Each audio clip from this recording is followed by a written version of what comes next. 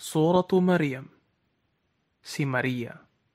Sa ngalan ng Allah, ang mahabagin, ang maawain. Kaf, Ha, Ya, Ain, Sad. Ito ay isang paalala ng habag ng iyong Panginoon sa kanyang aliping si Zacarias. Nang siya ay manalangin sa kanyang Panginoon, Allah, ng isang sarilinang panalangin. Siya ay nagsabi, "Aking Panginoon, katotohanan, ang aking mga buto ay mahihina na, at ang aking ulo ay napuno na ng puting buhok, at ako ay hindi kailanman nabigo sa aking pagdalangin sa iyo, aking Panginoon. At katotohanan, aking pinangangambahan ang aking mga kahalili pagkaraan ko, at ang aking asawa ay naging baog. Kaya igawan mo po sa akin mula sa iyong sarili ang isang tagapagmana na magmamana sa akin at magmamana rin mula sa angkan ni Jacob, at gawin mo po siyang isang kalugod-lugod para sa iyo, aking Panginoon." Sinabi sa kanya, "O Zacarias, katotohanan, kami ay nagbibigay sa iyo ng isang magandang balita ng pagkakaroon mo ng isang anak na lalaki, na ang kanyang magiging pangalan ay Juan, Yahya. Hindi namin ipinagkaloob sa kanino mang nauna ang pangalang ito." Siya ay nagsabi, "Aking Panginoon, paano ako magkakaroon ng isang anak na lalaki, samantalang ang aking asawa ay naging baog, at katotohanang ako ay umabot na sa sukdulang katandaang gulang?" Isang anghel ay nagsabi, "Kahit na ito ay mangyayari, ang iyong Panginoon ay nagsabi, ito ay madali para sa akin, at katunayan, ikaw ay aking nilikha noong una, nang ikaw ay walang ano pamang bagay." Siya, si Zacarias, ay nagsabi, "Aking Panginoon, ikaw ay gumawa para sa akin ng isang palatandaan." Kanyang sinabi, "Ang iyong palatandaan ay, ikaw ay hindi makikipag-usap sa mga tao sa loob ng 3 gabi, bagaman maayos ang iyong pananalita." Kaya siya ay lumabas mula sa kanyang silid-dalanginan patungo sa kanyang mga mamamayan, at kanyang sinabi sa kanila sa pamamagitan ng mga senyas na sila ay magbigay pupuri sa Allah sa umaga at sa hapon. Ang Allah ay nagsabi, "O Juan, Yahya, kunin mo at panghawakan ang kasulatan ng buong katatagan, at aming ipinagkaloob sa kanya ang karunungan habang siya ay bata pa. At ipinagkaloob din ang diwa ng pagmamalasakit mula sa amin, at kalinisan mula sa kasalanan, at kanyang kinatatakutan ang Allah. At siya ay masunurin sa kanyang mga magulang, at siya ay hindi naging mapaniil o malupit, hindi palasuway. At kapayapaan sa kanya sa araw na siya ay pinanganak, at sa araw na siya ay mamamatay, at sa araw na siya ay muling mabubuhay. At banggitin mo, O Muhammad, sa aklat ang kasaysayan ni Maria, nang siya ay lumisan mula sa kanyang pamilya sa isang puok sa dakong bahagi ng silangan. Pagkaraan, siya ay naglagay ng isang tabing mula sa kanila upang siya ay mapag-isa. Kaya kami ay nagpadala sa kanya ng aming ruh, banal na espiritu, ang Anghel Gabriel, at ito ay nagpakita sa kanya sa anyo ng isang ganap na lalaki. Siya, si Maria, ay nagsabi, "Katotohanan, ako ay humihingi ng paglingap sa mahabagin laban sa iyo, o ako ay iyong layuan kung tunay ngang ikaw ay may takot sa kanya." Siya, si Anghel Gabriel, ay nagsabi, "Ako ay isang sugo ng iyong Panginoon, na napag-utusan upang igawad sa iyo ang magandang balita ng isang pagkakapuring anak na lalaki." Siya, si Maria, ay nagsabi, Paano ako magkakaroon ng isang anak na lalaki, gayong wala namang lalaki ang sumaling sa akin at ako ay hindi marumi o walang dangal? Siya, si Anghel Gabriel ay nagsabi, ganyan nga ito ay mangyayari. Ang iyong Panginoon ay nagsabi, ito ay sadyang madali para sa akin at siya ay aming gagawin bilang palatandaan para sa sangkatauhan at isang habag mula sa amin, at ito ay isang pangyayaring naitakda na. Kaya siya ay nagdalang tao sa kanya kay Jesus at siya ay humayong nagtungo sa isang malayong pook. At ang sakit na dala ng kanyang panganganak ay naghatid sa kanya ng isang puno ng datilis. Siya ay nagsabi habang nanganganak, sana ako ay namatay na bago pa man dumating ang pangyayaring ito at ako ay nabaon na sa limot.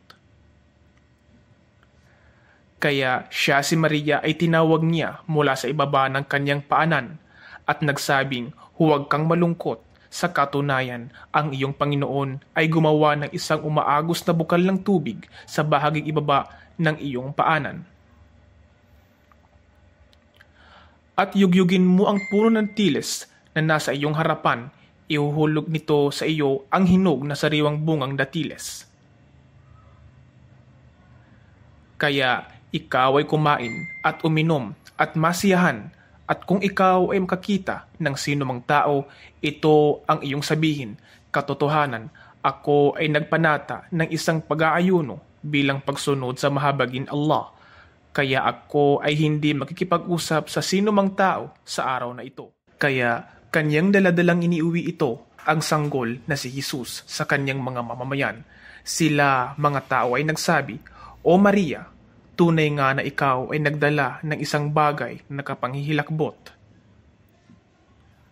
O kapatid na babae ni Aaron, ang iyong ama ay hindi masamang tao at ang iyong ina ay hindi isang marumi o walang dangal.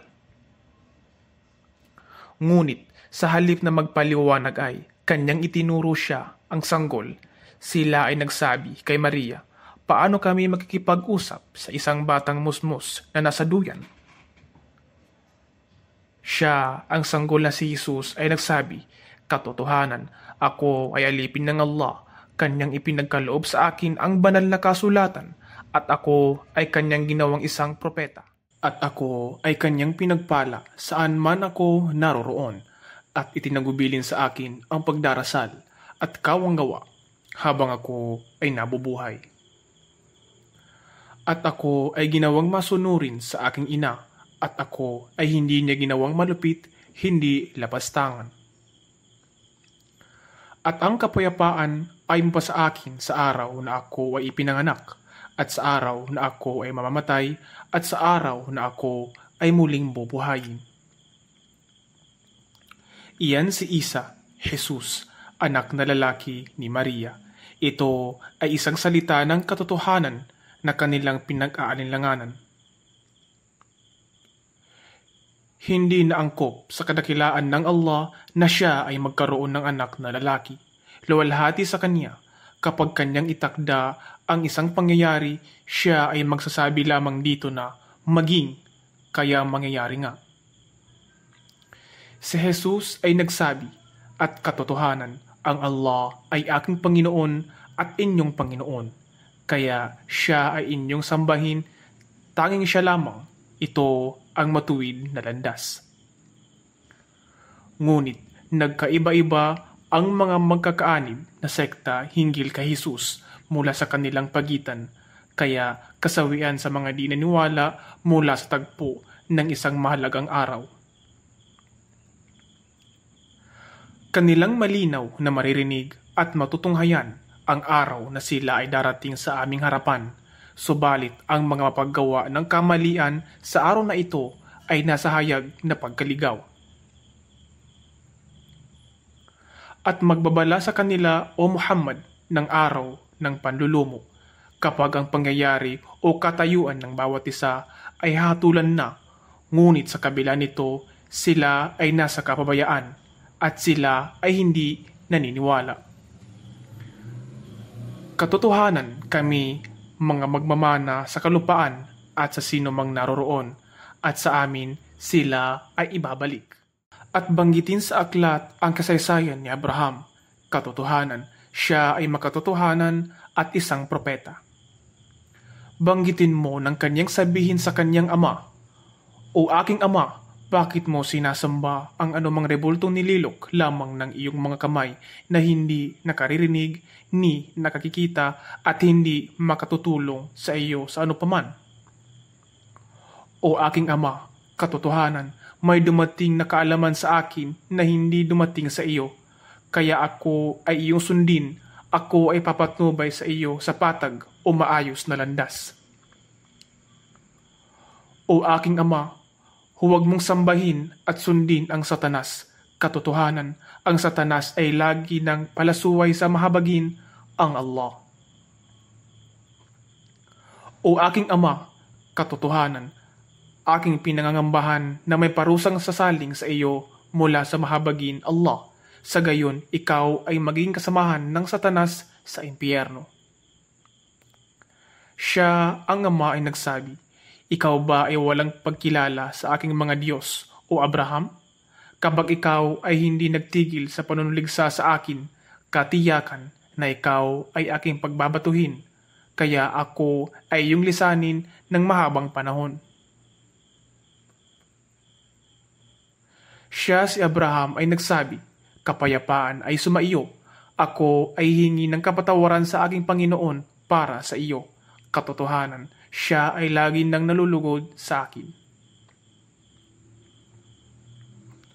At ako ay lilisan sa inyo at sa anumang inyong dinadalanginan, sinasamba bukod sa Allah. At ako ay mananalangin sa aking Panginoon. Ako ay umaasa na ako ay hindi mabibigo sa aking pagdalangin sa aking Panginoon. Kaya nang sila ay kanyang lisanin at ng anumang kanilang sinasamba bukod sa Allah, kami ay naggawad sa kanya kay Abraham ng mga anak na sina Isaac at Jacob, at bawat isa sa kanila ay aming ginawang isang propeta. At kami ay naggawad para sa kanila ng aming habag, at aming ginawa para sa kanilang mga dila ang magandang antas ng papuri o dangal. At banggitin sa aklat si Moises, katotohanan, siya ay isang pinili at siya ay isang sugo at isang propeta. At kami inanawagan sa kanya mula sa gilid ng bundok ng Tur sa kanyang dakong kanan, at siya ay dinalang malapit sa amin para sa isang pakikipag-usap sa kanya. At aming iginawad sa kanya mula sa aming habag ang kanyang kapatid na si Aaron bilang isang propeta. At banggitin sa aklat si Ismail, katotohanan, siya ay tapat sa kanyang pangako at siya ay isang sugo at isang propeta. At kanyang palagi ang ipinag-uutos sa kanyang pamilya ang pagdarasal at kawanggawa, at siya ay kalugod-lugod sa kanyang Panginoon. At banggitin sa aklat si Idris, Enoch, katotohanan, siya ay isang makatotohanan at isang propeta.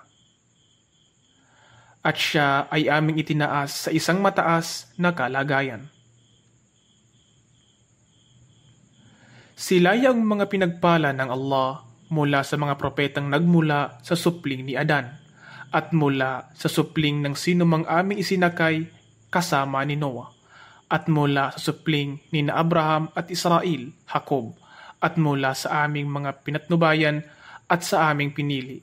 Kapag binibigkas sa kanila ang mga ayat o kapahayagan ng mahabagin, sila ay napapasubsob sa pagpapatira pa ng lumuluha.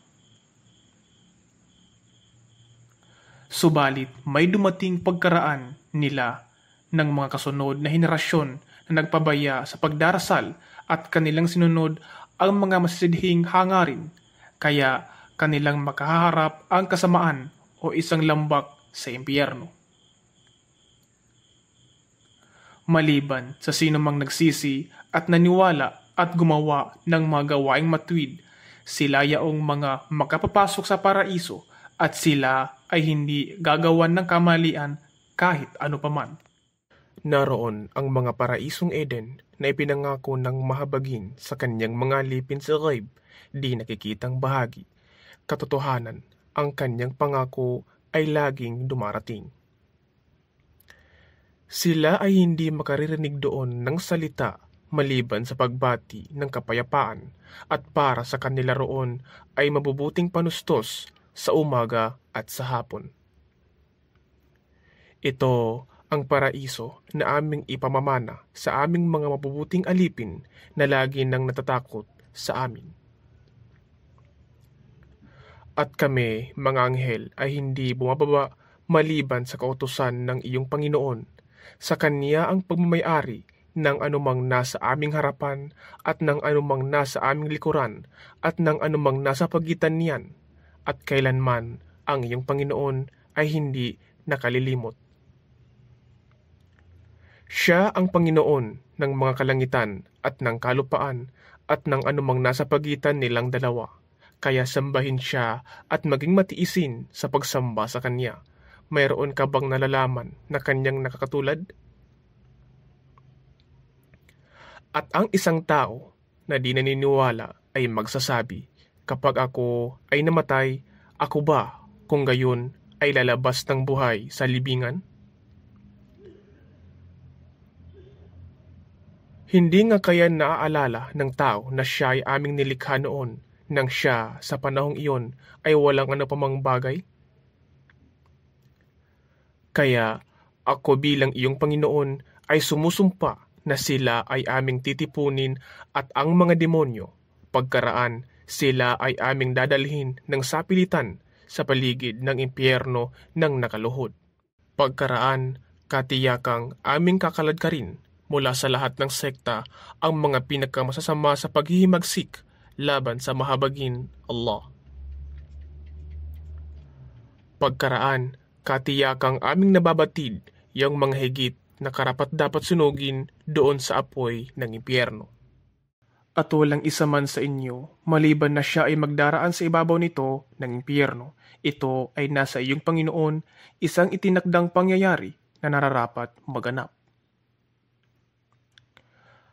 Pagkaraan, aming ililigtas mula sa pagtawid ng sirat, yaong mga natatakot sa amin, at aming haayaan ang mga mapaggawa ng kamalian doon na naglulumuhod. At kapag ang aming ayat o kapahayagan ay binibigkas sa kanila bilang malino na katibayan, yaong mga di naniniwala ay nagsasabi sa mga naniniwala, alin sa dalawang pangkat, naniniwala at di naniniwala ang nakahigit sa katayuan at nakahigit sa lipon ng samahan. At ilang bilang na bang henerasyon ang aming winasak na nauna sa kanila, sila ay nakahigit sa yaman at kagamitan at sa bikas, panlabas na anyo. Sabihin, sino man ang nasa kamalian ay patatagalin ng mahabagin Allah para sa kanya ang isang matagal na palugit na panahon, hanggang kapag kanilang makita ang anumang ipinangako sa kanila, maging ito man ay parusa sa mundo o ang oras ng paghukom, at sa gayon ay kanilang mapag-aalaman kung sino ang pinakamasama sa katayuan at ang higit na mahina sa mga kawal. At yaong mga napatnubayan ay dinaragdagan ng Allah sa patnubay, at ang mga mabubuting gawaing nagtatagal at nakahigit sa iyong Panginoon sa paggawad ng gantimpala at higit na mainam na pagtuunan. Kaya nakita mo ba siya na di naniniwala sa aming mga ayat o kapahayagan at nagsabing, katiyakan na ako ay pagkakalooban ng yaman at ng mga anak sa kabilang buhay? Nababatid ba niya ang lihim ng ghaib o ang bahaging di nakikita, o siya ba ay nakakuha ng pangako o kasunduan sa Diyos na mahabagin? Gayunpaman, aming itatala ang anumang kanyang sinasabi at aming palalawigin para sa kanya ang parusa na higit pang malawig. At aming mamanahin, kukuhaning muli sa kanya ang anumang kanyang mga sinasabi, yaman at mga anak sa mundo, at siya ay darating sa amin sa huling araw ng nag-iisa. At sila ay nagturing bukod sa Allah ng mga huwad na Diyos upang sila, mga Diyos-Diyosan, ay maging karangalan para sa kanila. Subalit sila, mga Diyos-Diyosan, ay magtatakwil sa kanilang ginawang pagsamba sa kanila at sila ay kanilang magiging katunggali o kalaban sa araw ng paghukom. Hindi mo ba nakita na aming ipinadala ang mga demonyo sa mga di naniniwala upang sila ay udyokin sa kasamaan at palagiing pag-udyok? Kaya huwag kang magmadali sa kanila. Kami ay nagbibilang lamang para sa kanila ng isang takdang bilang ng araw ng kanilang buhay. Sa araw na aming titipunin ang mga natatakot patungo sa mahabagin Allah bilang isang pinarangalang kinatawan. At aming itataboy ang mga mapaggawa ng kabuktutan sa impyerno, ng uhaw na uhaw tulad ng uhaw na hayop sa tubigan. Walang sino man ang may kapangyarihang mamagitan para pakiusapan siya, maliban sa isang nakakuha ng isang kasunduan sa mahabagin Allah. At kanilang sinabi, ang mahabagin Allah ay nagkaroon ng isang anak na lalaki. Katiyakan, kayo ay nakapagsabi ng isang bagay na nakakilakilabot. Ang mga kalangitan ay halos magkalansag-lansag mula rito. Sa salitang ito, ang lupa ay magkabiyak-biyak at ang mga bundok ay gumuho sa matinding pagkawasak, sapagkat kanilang iniakibat sa mahabagin Allah ang isang anak na lalaki. At hindi naaangkop para sa kadakilaan ng mahabagin Allah na siya ay magkaroon ng isang anak na lalaki.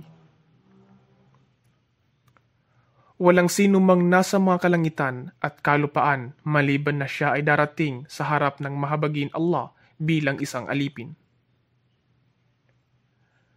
Katiyakan,